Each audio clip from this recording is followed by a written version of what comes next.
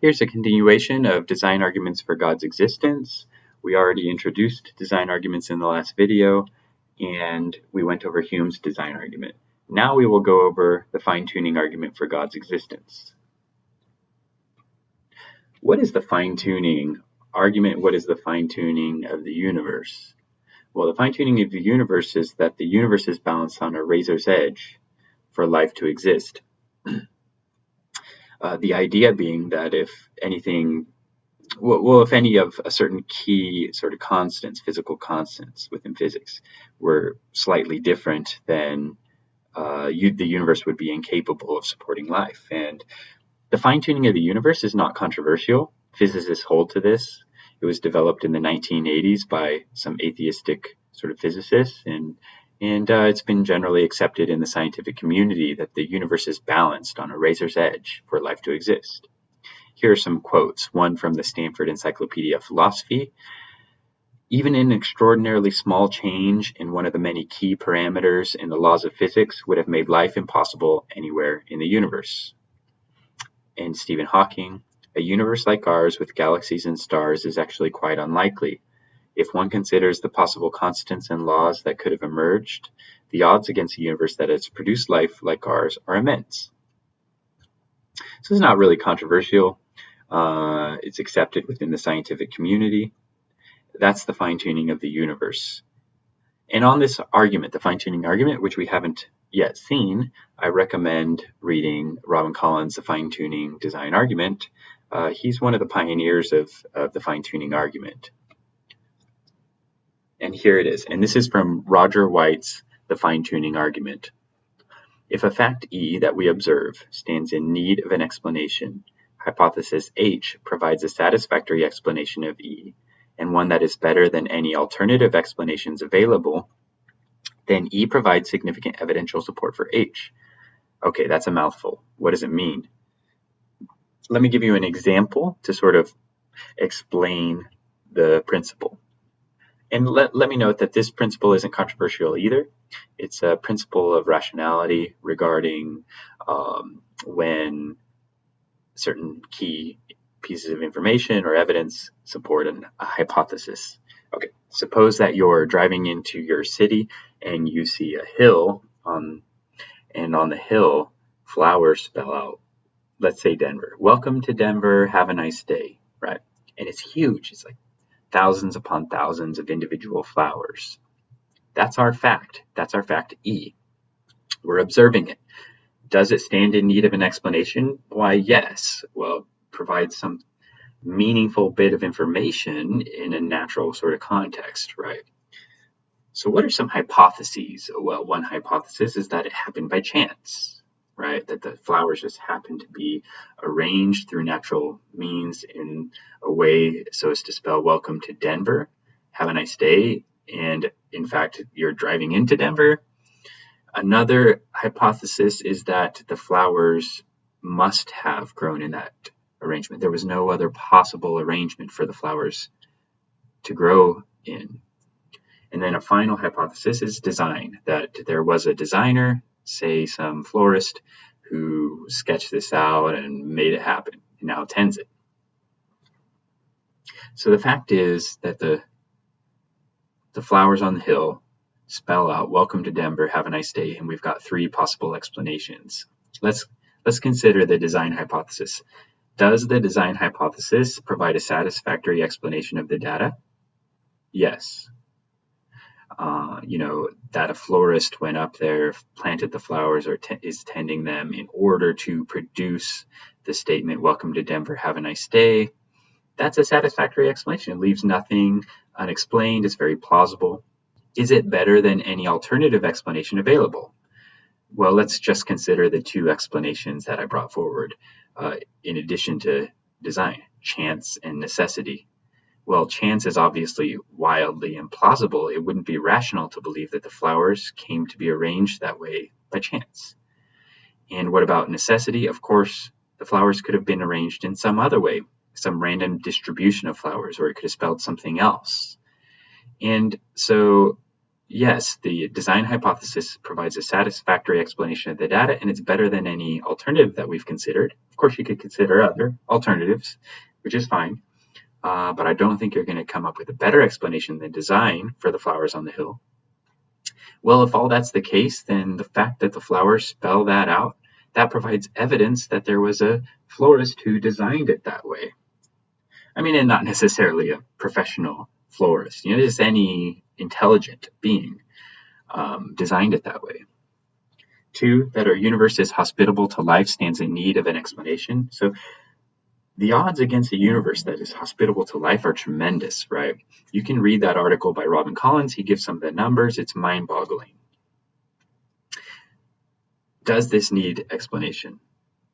I would say so, and I'll give a little more data on that on the next slide, but it has to do with something that it's not just an improbable thing that occurred, it's an improbable thing that brought about something of value, namely life. 3, that God adjusted the constants in order to allow for life to develop provides a satisfactory explanation for why our universe is life permitting.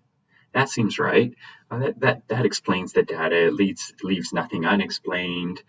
And then 4, there is no comparably satisfying explanation of this fact available. You can consider design, chance, necessity, and design is by far a more satisfying explanation. Therefore, that our universe is life permitting provides significant evidential support for theism.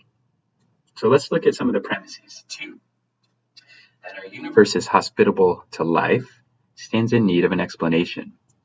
Yes, it's highly improbable that it would occur, and it also permits something of value, namely life.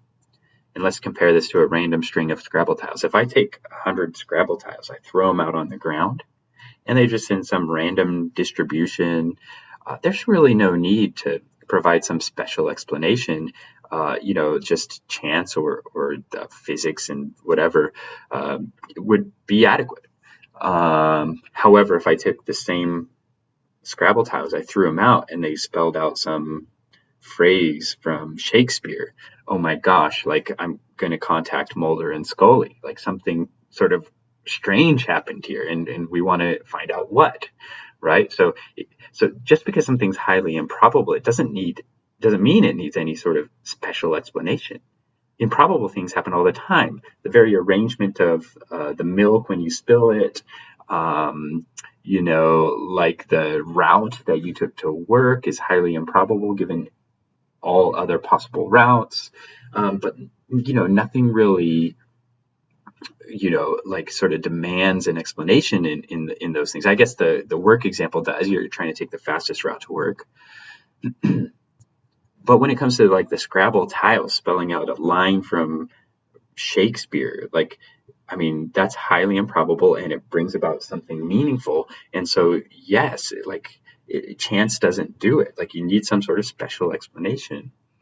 And the same thing with our universe. It's highly improbable, way more improbable than throwing out the Scrabble tiles and having it spell, some phrase from Shakespeare. And it permits something of value, namely life, human life, animal life, but just biological life in general. Okay, so 2 seems plausible. 3, that God adjusted the constants to allow for life to develop provides a more satisfactory explanation, provides a satisfactory explanation for why our universe is life permitting. Yeah. So on theism, since God is all good and it's good for intelligent conscious beings to exist, it's not surprising at all that God would create a world that could support intelligent life. And 4, there is no comparably satisfying explanation. That the fine-tuning of the universe would occur by chance, as naturalism or atheism seems to require, is like hitting an extremely small target by chance on a dartboard that fills the whole galaxy. It could happen, like it's a logical possibility, but it's not going to be the most rational explanation. You have to ask, not what's possible, but what's rational. And in this case, it's just like it's not rational to say that the flowers on the hill by chance came to spell out welcome to Denver, have a nice day. It's not rational to say that the universe came to be the way it is by chance, and bringing about something of value, that life exists. And necessity is not an option. Why? Well, the physicists tell us that gravity Gravity, which is one of the physical constants, could have been stronger, it could have been weaker. The expansion rate of the universe could have been quicker, could have been slower. These things aren't set in stone. They could have been other ways. There are many, many ways the universe could have been, and only a small window of ways or number of ways that the universe could have been that would have allowed for life to exist. Right? So necessity is not an option. So given that, it looks like we're left with design.